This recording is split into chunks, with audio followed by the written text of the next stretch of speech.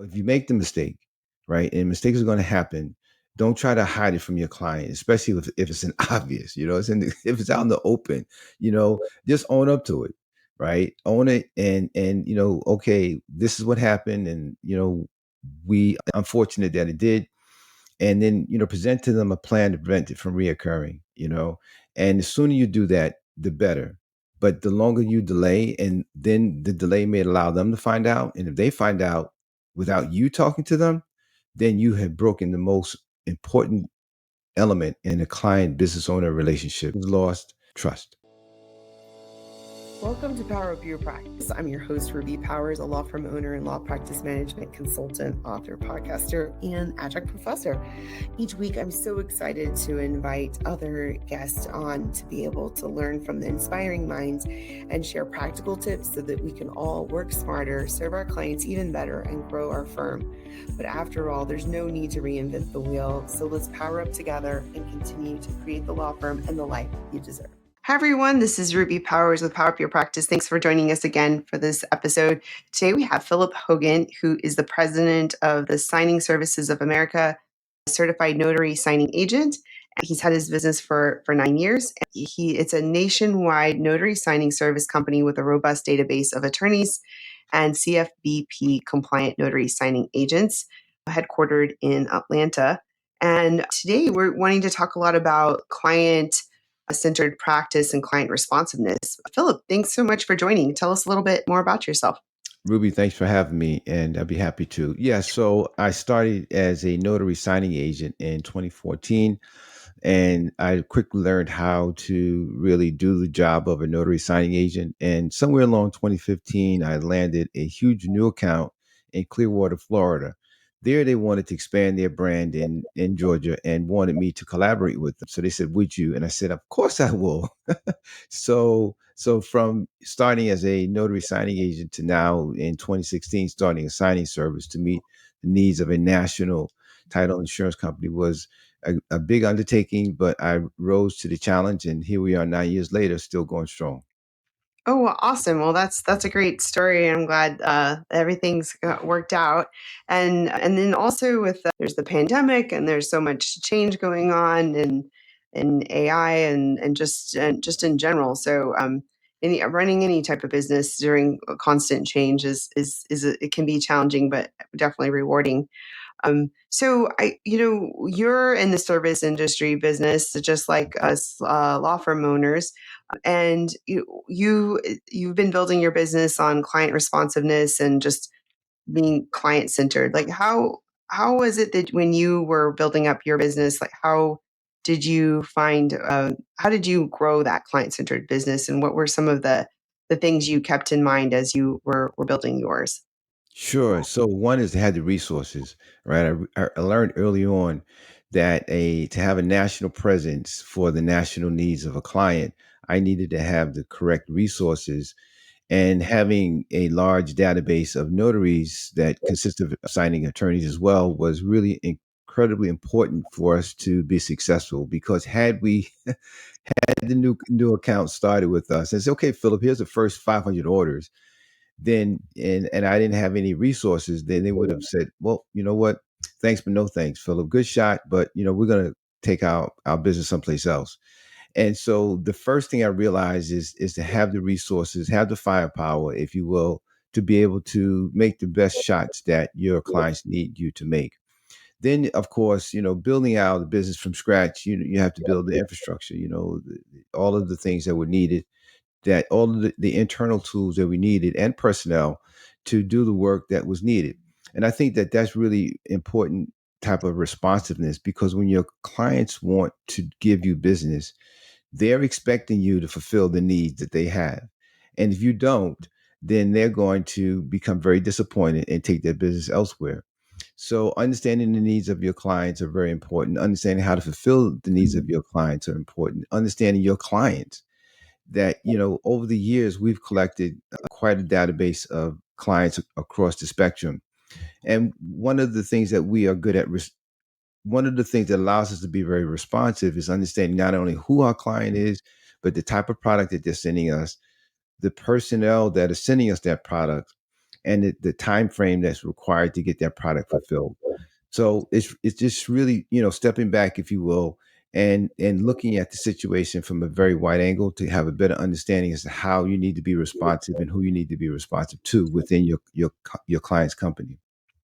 That's definitely a lot of really good perspectives. And even if you are not running a law firm, but it's a service industry business, professional service, it's very similar of what's needed. And I think also that whole having the resources to service the client that also comes incrementally a lot of times, unless you have an influx of funds or resources or maybe a loan or something to build up the resources for servicing more clients. But that's also can be really risky as a business owner to grow too quickly without having the clients to needed. And then just as you see like a pandemic or an economic this or that or AI or changes in the market. But definitely I agree those are really important. And then also knowing your client Hmm. you mentioned and what do they want. I think sometimes having had a business for a while and just listening to other business owners, you just sort of like keep getting into your day to day and you do the same thing, but you don't really sit down and really think or survey or ask your client, how could we make things better? Are you feeling overwhelmed by all the different things you have to do to run a law firm? Well, you're not alone. So many law firm owners are in the same boat. That's where Staffy steps in. More than 90 firms, just like yours, are leaning on their bilingual virtual staff for legal, administrative, marketing, and client facing work, plus their full HR support. I currently have 11 team members with Staffy across my own firm and Power Strategy Group, and it's been a total game changer. Schedule a free initial consultation at staffy.cc, that's STAFI.cc, and use the code RUBY, RUBY, for $500 off. Do you use surveys or the Net Promoter Score system, or ask your clients, or like how do you get more in touch of what your client is looking for, if you and maybe adapting or pivoting with the services you provide? Sure, it's a great question, Ruby, and I'll be happy to answer that. So we meet one monthly. I meet monthly with our clients, right? The client representative, the manager, the VP, the operations COO, and I will meet and we'll review how are things going. Do we need to make any modifications? Are there any changes on your side that we need to know about? Or is it there's some changes that we would like to implement on our side? And would you be interested in collaborating with us? Would you grant us permission to implement these type of changes? Because we want to get the feedback. And the latest thing that we're looking to do is have conduct surveys with the signers. We want to conduct surveys of the notaries or the signing agent that's going to meet with the signers. And we want to make sure that these individuals are conducting themselves in a manner that they know they should and we want them to. But to do that, we have to first get the permission from our clients to be able to reach out to their signers to give them a brief five question survey. And that is a really important tool because it gives us, it increases our accountability to the agent that's doing the work for us, and then it helps to give some satisfaction and trust to our client for them to say, well, gosh, okay, this particular vendor, not only do they want our business, but they also want to improve the business relationship by conducting a survey. So we're finding that meeting monthly helps to keep the communication going, and then of course conducting a monthly evaluation for certain orders that we've done is also a way of maintaining a satisfied client. Yeah, I definitely agree. And I think we, as professional service providers, need to be more in touch with our client on a regular basis, to whether those surveys, those meetings, or what have you, to be able to get a better pulse of what our client needs and wants. And it also could give us ideas of like different products or services to provide, or different ways to deliver those services, and just in general make it a better experience. Because I think sometimes we get so into our day to day and we don't really think about the product from or the service from our client's perspective. So, what are some of the other, do you have like other systems in place for quality control or requesting reviews, or like what are some of the other things that you do to improve that client responsiveness and client centric practice? Sure. So another thing that we do is trainings, right? Staff training. It's really, really important that our staff understands again who the client is, the type of the breakdown is like this is that we may have a client, but the person who brokered the new relationship with us may not be the person that we're actually working with on a day-to-day basis. And so we may have five, six or more different individuals that are sending us orders from that one account. Well, we need to understand how the person that's sending us the orders thinks and operates and their expectations, because their expectations may be just a little bit different. I mean, obviously, the expectation is that, yeah, our role is to get the documents and get the file to close, right? That's the requirement for all of our clients. However, the process in doing that, the way people communicate, the way people answer, and those things really need to be tuned into. So we're constantly, we're constantly cognizant of who our clients are and what are they expecting. So staff training is really important to Mhm. understanding the different products that we have, to understand the different clients that we have, and then of course how to manage a mobile workforce. If you could just imagine, Ruby, I have a database of 65,000 notaries. So we work from New York to New Mexico, from Seattle to Florida, and everything in between. So sometimes we have the great opportunity to work with repetitive opportunities to work with the same notaries. Sometimes we don't. So my staff has to understand how to manage this population, how to get people to buy into your value system, how to get people to buy into the way you do business. And believe it or not, that's pretty tough. It's you have staff that works in your office, so you're interacting with your staff face to face on a daily basis. So, but when you work with people remotely, then you don't know how people dress, you don't know how people talk, you don't know how people think, you don't know how people execute various different things. So I want my staff to know that, and the only way you know that is by reaching out and engaging with the mobile workforce to know exactly how they are. That way, when we're hiring you, we're pretty confident that you will do a good job for us. Yeah, that's a really good point, and I think also the whole remote workforce is a whole another element that Yes. us business owners and managing attorneys or managers, and I've just had to add to our our toolbox of skill Mhm. sets. And some had been doing this for a long time, and some only doing it the last 5+ years or so, like that. But it's definitely more commonplace.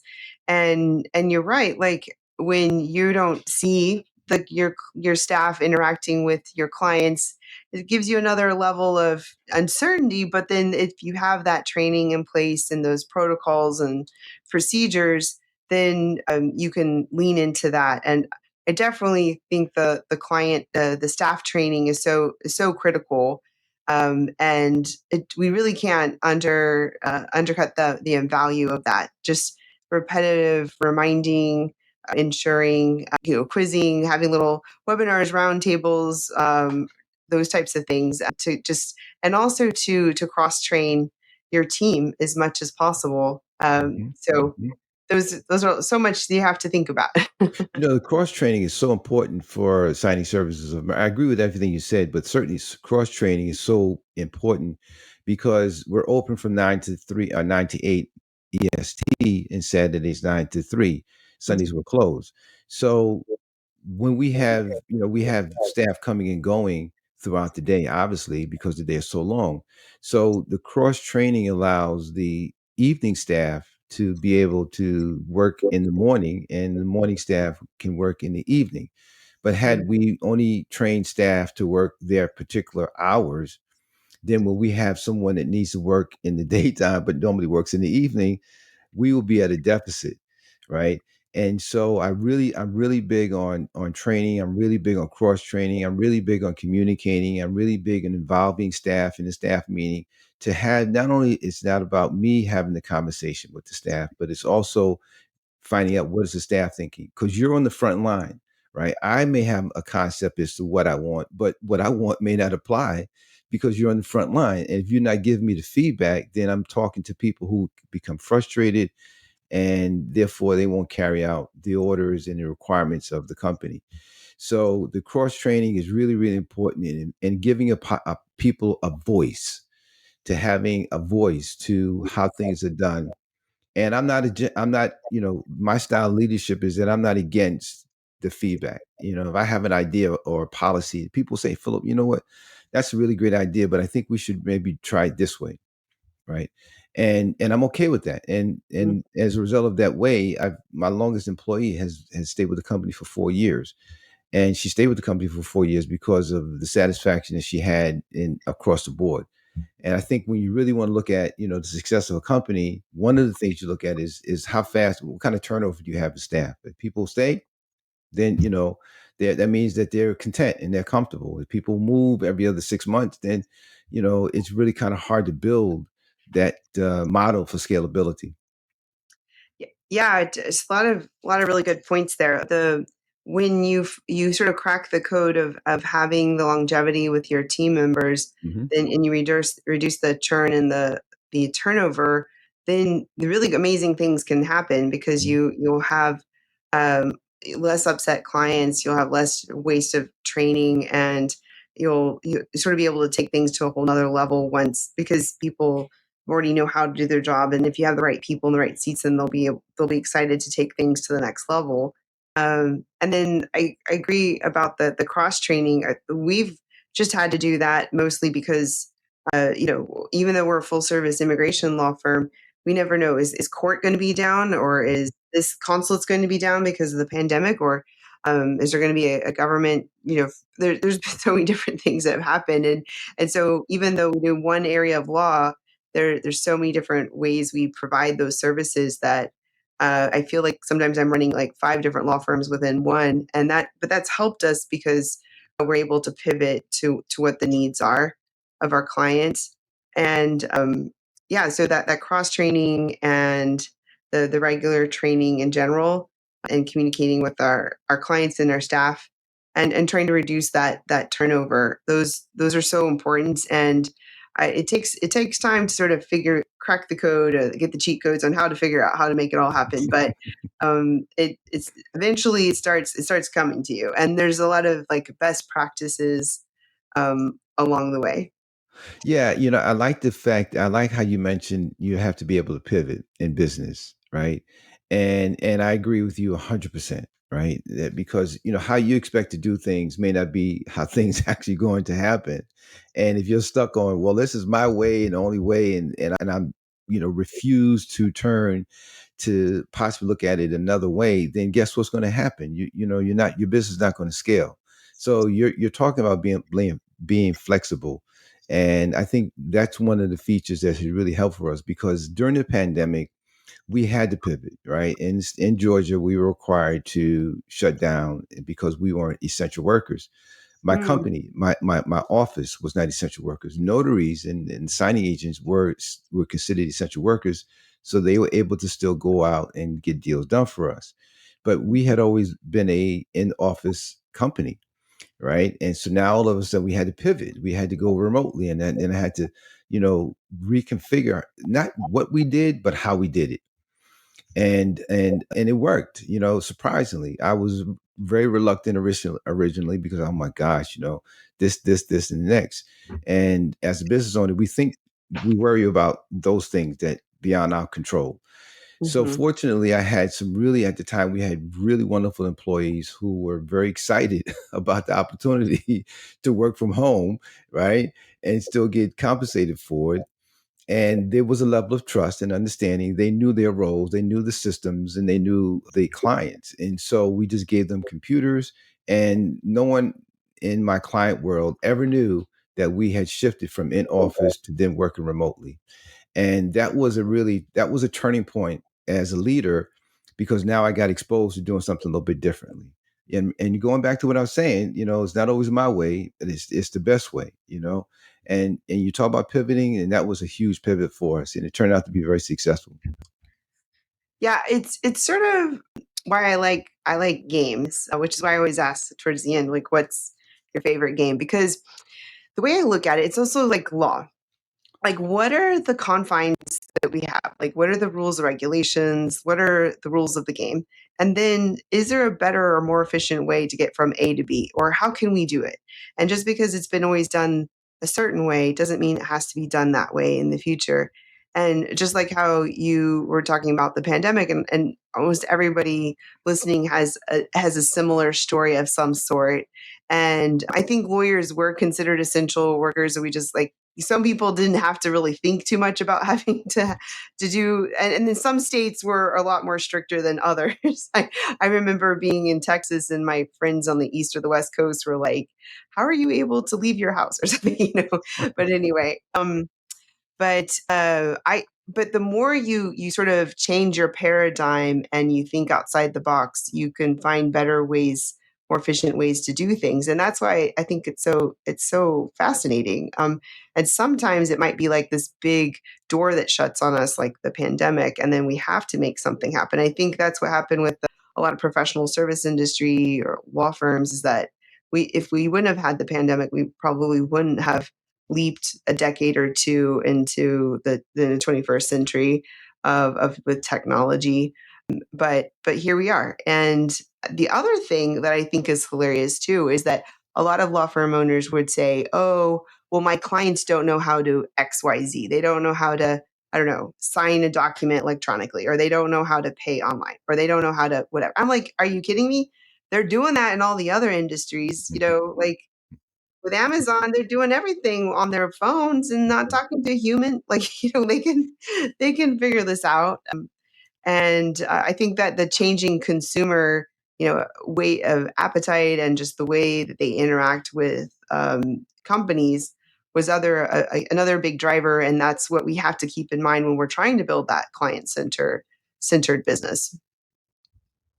I agree, and as a result of building a client-centered business, Signing Service America has been able to scale tremendously, and in regard to personnel and volume, revenue, and I have learned over the years, Ruby, I have made some real critical mistakes, but fortunately, I recovered from them. And one of the things that helped me to recover is admitting that I made the mistake to the client, and not only admitting that I made the mistake, but then what am I going to do to prevent that mistake from reoccurring? And as a result of that, they gave me the grace to say, okay, we'll continue to work with you, Philip, as long as you assure us that this mistake will never reoccur. And it hadn't.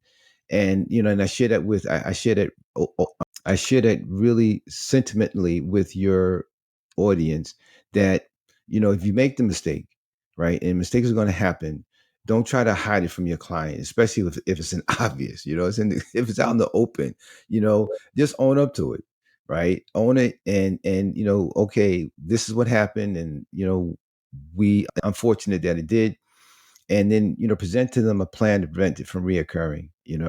And the sooner you do that, the better. But the longer you delay, and then the delay may allow them to find out, and if they find out without you talking to them, then you have broken the most important element in a client business owner relationship: trust. Once the Yeah. trust is lost, then the person, they go on. No, definitely. And I think we learn that, and we just have to keep remembering that we're with our team and in our training. It's like it's just better to, as soon as you figure out there's an issue, to address it Yep. and head on and find a solution. And um, a lot of lawyers, I think, we're sort of trained to be afraid of admitting guilt or something Mm. because we're afraid to get in trouble at the bar or something. And so it's like, like, oh, it could be me. No, no, just kidding. So but it's something wrong with us, I think, but we're working through it. But it's definitely, when the professional service industry, we have to acknowledge it, address it, find a Yeah. solution, Yeah. and avoiding conflict is just makes things worse in that situation, almost in every scenario. From letting go the wrong employee, the employee that's doing the wrong thing and is Right. not the right fit, Right. to letting a high maintenance client that's treating your staff wrong stay a client. Yeah, right. Well, that's a whole nother podcast recording, talking about that topic, those topics. But that is we've all had that. And then, Mhm. you have to ask yourself, one of my earlier mentors said to me, Philip, he says that always remember one thing: the company must go on. Mm. Employees may not, but the company must always go on.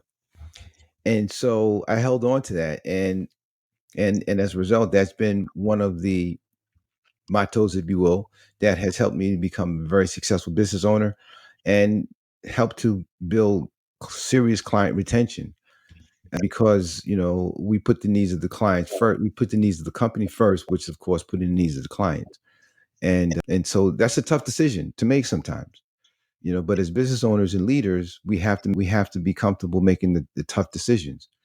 And if we do, and we do it right, then we'll benefit, and I think everybody else will benefit for us as well. The other thing, and I'm sure you have to end, but I just want to add this, is that our vision for the company, we may be the only persons that see the vision, that understand the vision. Our employees may say, "What the hell is he doing? Why are you doing that?" They have no idea, but if your employees trust you, then they will stand with you because they believe in your vision. And then your vision, when it comes to maturity, they'll say, "Oh, now I see what they were looking at, but in the beginning they didn't." So that's just the way it goes in building a business.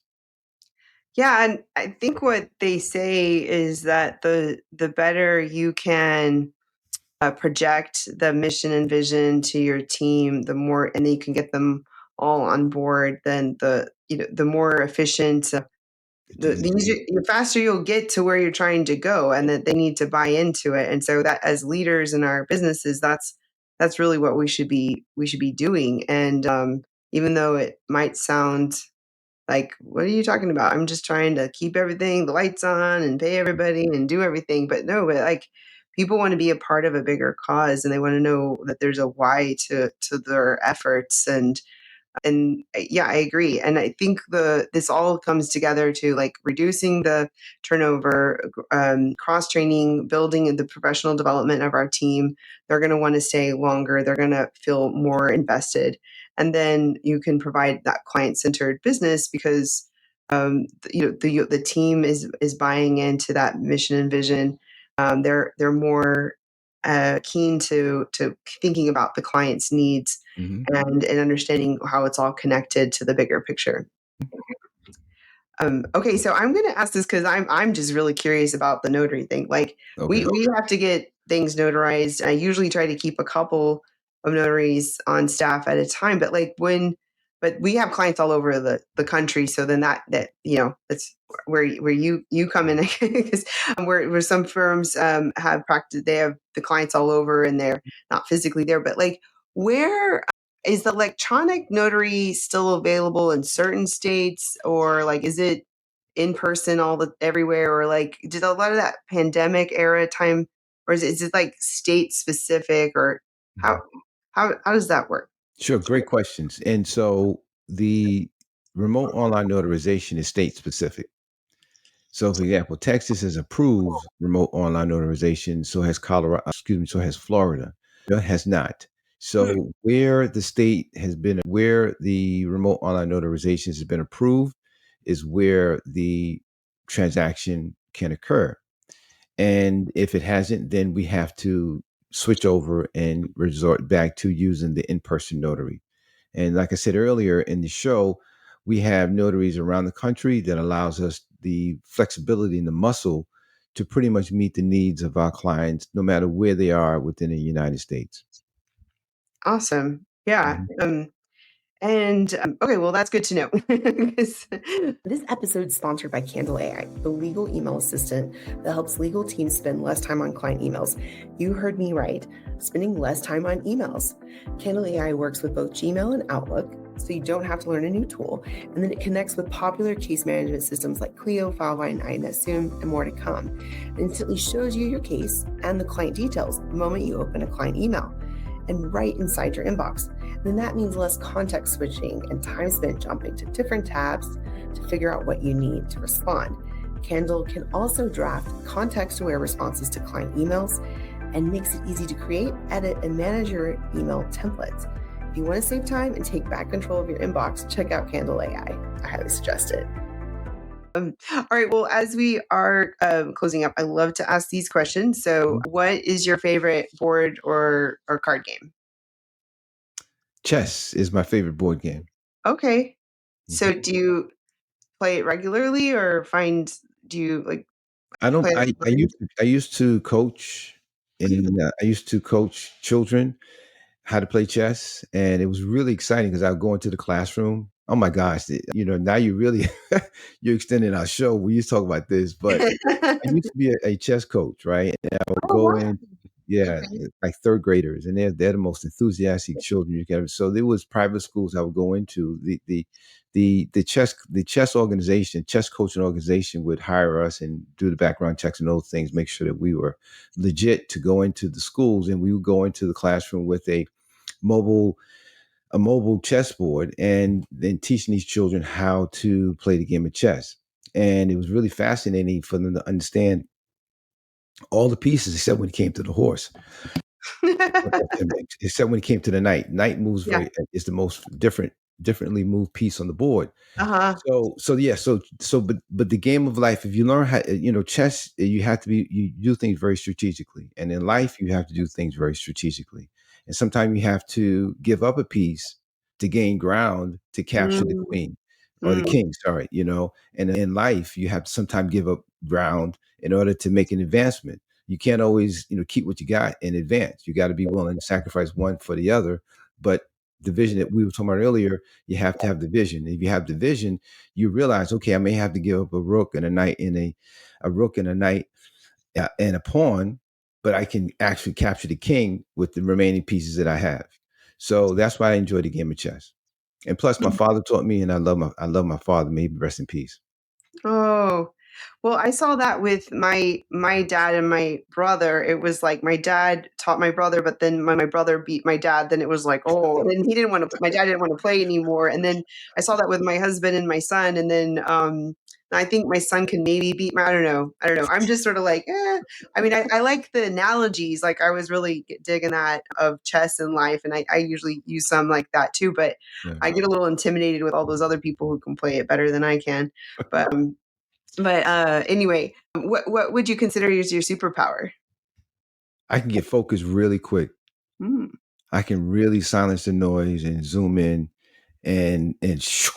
I mean, it's like, I can't it's almost like, I mean, it is what it is. It's when a problem comes up, I've got to really get very quiet and focus on the problem and come up with the many solutions as to how to deal with it. I am a master scuba diver, certified master scuba diver, and Oh, so one of the things we learned is to know how to rescue divers, right? oh, And so, we went through a 2-day intensive course to be a rescue diver. So when a diver is, 65 feet below and there is an emergency, you've got to really focus in on, one, I mean, all the things you have to go through. One is to kind of keep yourself composed, and then to remember how to go through your checklist of tactics to get that diver back to the surface. So that's my superpower: be able to focus in a short period of time on what needs to be done. mm. Yo, I'm advanced open water or deep. Yeah, advanced so I can go deep. I guess I don't know. It's been a little while. I'm gonna get the kids certified this summer. My teenagers. So I'm excited about that. So That'd be great. They would love it. yeah, but I do feel like scuba does teach me a lot, like just sort of Mhm. drowning out the noise Yes. and then focusing on my breath. Yes. And then is it can be a super calm, like you can be like, I'm in the middle of the ocean, and then you're like, oh, there's like this big shark over there that's, not just a nurse shark, or whatever it may be, and you're like, do I need to be worried? But yeah, those I don't know. I need to go scuba diving more. I think also that when I'm diving, Ruby, I become very self-reliant. My self-reliant skills kick in tremendously, and sometimes it is what it is. But when I'm down below, it's I'm in that space, Yeah. And like you said, checking your depth, checking your air, Right. checking your equipment. I'm underwater photographer, so you don't want to make sure that things are going right. Is my buoyancy on point? There's so many other cofactors that you have to take into consideration when you're diving that you just take for granted when you're walking around the streets. Yeah. Like, where's my buddy? Are they Yes. okay? Are they up there? Are they down? Like, where? I don't Yeah. know. Yeah. Really, right? What habit would you say contributes to your success? The commitment to excellence. Well, that's It good. I mean, it sometimes irks people, but that's just the way I was raised. And so once you Ruby, once you tasting the joy of victory, you want to repeat that as much as possible. And in order to be victorious, you have to be willing to go as far as needed, not as you want to go, but as far as mhm, needed to win. mhm. And the taste of winning, there's nothing that can replace that. But to win, you got to be excellent. And and that's just where it is with me. Well, I definitely I get you on that, and then I think for a lot of people, breaking that down into how to be excellent, in so many different facets of life, from like health, to self care, your business, your personal life, all of those things. That's important. So, what's a favorite book or podcast you would definitely recommend to our listeners? Yeah, favorite book is Winning with People by John C. Maxwell. Oh, okay. I've got some of his books, but I don't think I have that one. Yeah, it's a good book because it really helps you to. I mean, I'm in the people business, and so I have to understand how to, work with people, all types, from all parts of the world of the country, at different times. And like I said, it can't always be the way I see it. It's got to be, what's the best situation, what's the best approach for the situation, and so that this book has helped me a lot. I'll take a look at that one. Yep. That came out in 2007. Winning with People, Discover the People Principles That Work for You Every Time by John C. Maxwell. Yep. Awesome. Well, it's been great having you on. What are ways that people can find you, stay in touch with you, keep the conversation going? Sure. The best way is to go to our website. It's www.signingservicesofamerica.com. The bottom of the website is a consultation form. Please fill it out. It comes to me. I'll give you a call, and let's just see what it is that your needs are and see how we can fulfill them. Awesome. Well, Philip, it was great. We just did a good walkthrough of like some really important things to consider in having a client-centered business, especially in the professional service industry. And just like you work in the notary and signing space, and we're in immigration law, but there's so much applicable best practices that can be heard and taken into effect from regardless of your business or your practice area, or so thanks for walking through those different ideas together today. And I think a lot of people have enjoyed this conversation. And everyone, thanks so much for joining us today. If you want to stay in touch throughout between episode to episode, definitely like, subscribe, tell others about us. And then we have the school community, the Power Hub, and the book Power Up Your Practice available on Amazon. So we'll see you next time. Thank you for tuning in to Power Up Your Practice. I'm Ruby Powers, and it's been a pleasure sharing this time with you. We love your reviews. So if you enjoyed today's episode, please leave us one and share this podcast with someone else so that they can know what you've been learning on our show. And make sure to check out the Power Up Your Practice book. It's available in paperback and Kindle on Amazon. It's packed with 25 chapters of strategies to grow and streamline your firm. And we also have the free Power Hub community on School to keep the conversation going in between the episodes. So make sure to keep powering up your practice, and we'll see you next time.